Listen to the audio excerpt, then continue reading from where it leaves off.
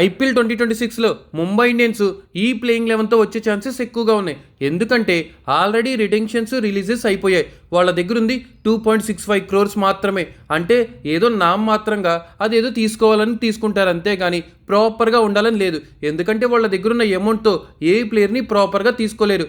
Maybe 1 crore బ్యాట్స్మెన్ని లేదా 30 lakhs 40 lakhs 50 lakhs లాంటి ఒక బౌలర్స్ని మన ఓవర్సీస్ కాకుండా ఇండియన్ బౌలర్స్ని టార్గెట్ చేస్తారు.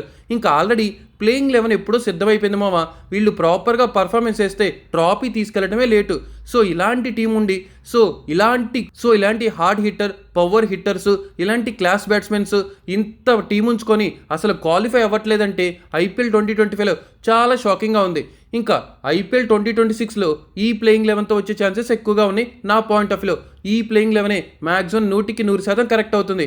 సో ఫస్ట్ థింగ్, ఓపెనర్స్గా Rohit Sharma and Ryan Rickelton, వీళ్ళిద్దరూ ఓపెనర్స్గా అద్దరు కొట్టేస్తున్నారు. కానీ రికల్టన్ ఏమో ఎక్కడ మిడిల్ ఆర్డర్లో ఆడలేడు. ఒకవేళ ఓపెనర్గా విల్ జాక్స్ వచ్చినా కూడా చాలా బాగుంటుంది. కానీ maximum Rohit Sharma and Ryan Rickelton వీళ్ళిద్దరే ఓపెనర్స్గా వస్తారు. ఇంకా వన్ డౌన్ అయితే తిలక్ వర్మ. సో తిలక్ వర్మ రావాల్సిందే. T20 క్రికెట్ ఫార్మాట్లో వన్ డౌన్ ఆడినప్పుడు బ్యాక్ టు బ్యాక్ ఊర్రమా సెంచరీస్ చేశాడు. తిలక్ వర్మకంటూ ఒక పొజిషన్ ఇవ్వాలి. అండ్ సూర్యకుమార్ యాదవ్ అయితే తిలక్ వర్మకి ఫ్రీడమ్ ఇచ్చి వన్ డౌన్ దింపాడు టీమిండియా తరఫున.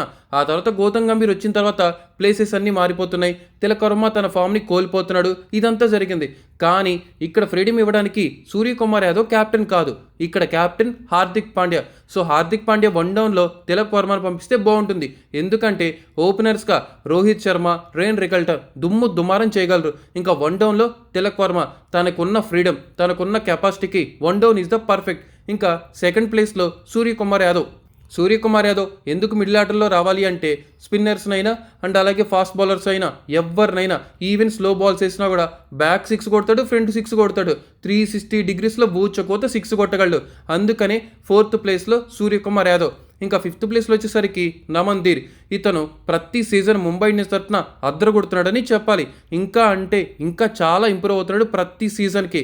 సో ఈసారి మిడిల్ ఆర్డర్లో ఇంకా స్ట్రాంగ్గా ఉన్నట్టే. ఇంకా ఆల్రౌండర్ ప్లేస్లో 6th ప్లేస్లో హార్దిక్ పాండ్యా. ఎందుకంటే ప్రాపర్ ఫినిషర్ అని చెప్పొచ్చు. అండ్ హార్దిక్ పాండ్యాకి సపోర్ట్ కూడా ఇప్పుడు బలం బాగా పెరుగుతుంది. హార్దిక్ పాండ్యా యాజ్ ఏ క్యాప్టెన్గా, యాజ్ ఏ బౌలర్గా, యాజ్ ఏ బ్యాట్స్మెన్గా అన్నిట్లో అద్దరు కొడతాడు. ఈవెన్ ఫీల్డింగ్ కూడా దుమారం చేస్తాడు. సో 6th ప్లేస్లో హార్దిక్ పాండ్యా. ఇంకా 7th ప్లేస్లో మన రూదర్ఫర్డ్. సో కిరణ్ పొలార్డ్కి తమ్ముడు లాంటి వాడు. కిరణ్ పొలార్డ్ రైట్ హ్యాండ్ అయితే రూదర్ఫర్డ్ లెఫ్ట్ హ్యాండ్, అంతే తేడా. మిగతాదంతా దులిపేయడం తెలుసు. సో రూదర్ఫర్డ్ కూడా యాడ్ ఆన్ అవుతే చాలా ప్లస్ అవుతుంది. ఇక్కడతో 2 ఓవర్సీస్ ప్లేయర్స్ కంప్లీట్ అయ్యారు. ఇంకా నెక్స్ట్ 8th ప్లేస్లో మిచెల్ శాంతనర్ చాలా కీలకమైన వాడు. ఎందుకంటే ఈవెన్ బౌలింగ్ అయినా బ్యాటింగ్ అయినా చాలా క్లాస్గా మాస్గా కలిసి కుమ్మేస్తాడు. So Mitchell Santner is the perfect place 8th. ఇంకా 9th వచ్చేసరికి శార్దుల్ ఠాకూర్. బ్యాటింగ్ చేయగలడు అండ్ అలాగే బౌలింగ్ చేయగలడు.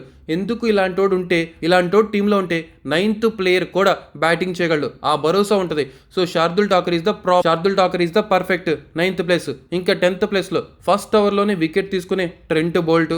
ఇంకా అలాగే యార్కర్ కింగ్ అయిన దుమారం చేయగలిగిన టీమిండియాకి బ్యాక్ బోన్ అయిన జస్ప్రీత్ బుమ్రా 11th ప్లేస్లో. సో జస్ప్రీత్ బుమ్రా.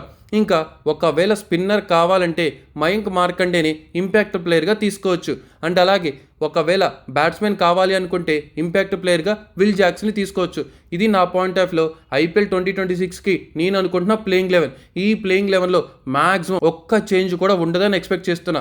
ముంబై ఇండియన్స్లో ఉన్న గ్రేట్నెస్ ఏంటంటే ఒక మ్యాచ్ కాదు, వరుసగా 4 మ్యాచ్లు పర్ఫామ్ చేయకపోయినా వాళ్ళని డ్రాప్ చేయరు. వాళ్ళని సపోర్ట్ చేస్తూ కన్సిస్టెంట్గా పుష్ చేస్తూనే ఉంటారు. అది రోహిత్ శర్మ ఇచ్చే ఫ్రీడమ్ ముంబై ఇండియన్స్కి గత కొన్ని సంవత్సరాలుగా. ఇప్పుడు హార్దిక్ పాండ్యా వచ్చాడు, మేబీ ఇదే ఫార్ములా ఫాలో అవ్వచ్చు. సో ఇదే ప్లేయింగ్ 11తో మ్యాక్సిమం 100కి 100% ఉండొచ్చు. సో మీ పాయింట్ ఆఫ్ వ్యూలో చెప్పండి, ఈ ప్లేయింగ్ 11లో ఎవరి ప్లేస్లో ఎవరిని తీసి ఇంకొకరిని యాడ్ చేస్తే బాగుంటుంది అనిపిస్తుందో మీరే కామెంట్ చేయండి.